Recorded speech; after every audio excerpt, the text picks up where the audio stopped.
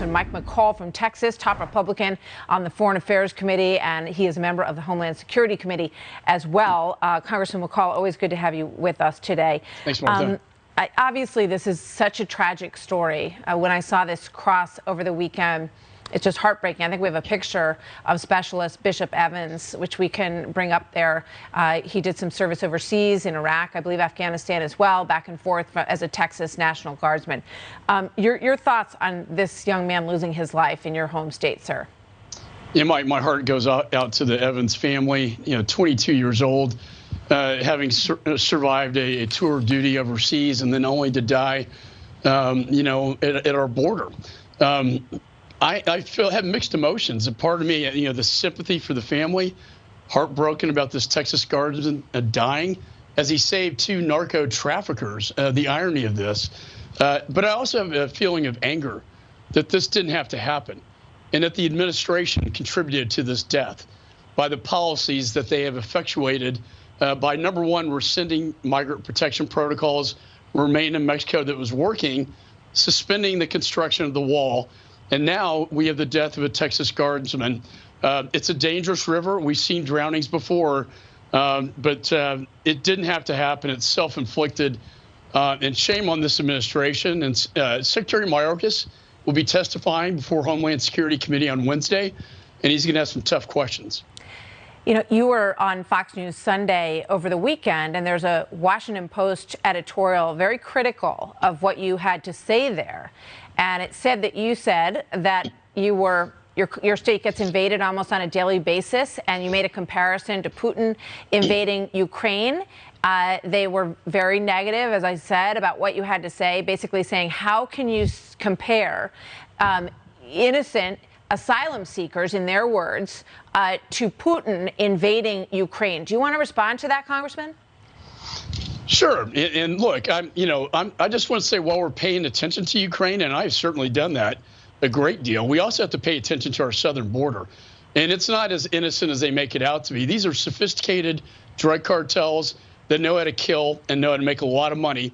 And when the Biden administration rescinded these policies, it left the border wide open to their manipulation, the biggest human trafficking exercise that we've seen. I've dealt with this since 9/11 for over 20 years, never seen it this bad before. And it's these armies of drug cartels making money off the children, making money off human trafficking, getting fentanyls into this country enough to kill 7 times the population over. Yeah, it is an invasion in my state. When you have now, as he lists Title 42, we could have up to 18,000 per day. They're saying 500,000 for the next 5 weeks. That's 100,000 per week. Jay Johnson said if it's over 1,000, that's a bad day. Jay Johnson called out the former Secretary of Homeland Security, who I used to work with, saying that you cannot lift Title 42 during the surge in the summer months. Yet this is precisely what they're going to do. Yeah, so that you have a little bit of bipartisan support here. You have some Democrats, Senator Maggie Hassan, who won her last race by a very slim margin in New Hampshire, and now she's having up against another tough race. She's standing in front of the border cutting an ad saying that the gaps have to be closed. So isn't this a moment, and can you galvanize support on both sides of the aisle? I mean, most of us have been watching this battle, for as long as we can remember. So when is enough enough? And finish building the wall, finish doing something technologically or physical, and get that border secure. Well, we're debating a $10 billion COVID relief package. What kind of COVID relief package is this? To lift all health restrictions and let these people come in, we know nothing about them, to come in that could have infectious diseases, that are possible criminals, drug cartels, fentanyls, you name it. It's a very reckless, dangerous policy. The obligation of Department of Homeland Security is to secure all ports, both land, air, and sea. The land border is wide open, and this is just highly irresponsible. I will be, if they go forward with this, I will have a resolution, the McCaul resolution, that will be hopefully brought to the floor to disapprove of what the administration's doing here. I think it's, again, extremely reckless, irresponsible, and it's playing on the politics on the border too, Martha. As you mentioned, the Hispanic population are fed up with this open border system. They don't like socialism. They like energy jobs, and they have conservative family values. Are Catholic like myself, and they're starting to turn to the Republican Party.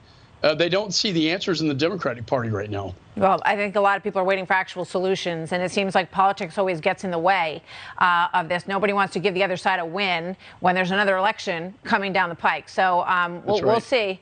We'll see what happens. And we're going to watch for the reaction from the White House. I just want to play this because we talked about this a moment ago. Remember when the mounted border guards were accused of whipping people, which is not what happened. The photographer who took the images said it wasn't what happened. Remember, this is what was said at the White House back then.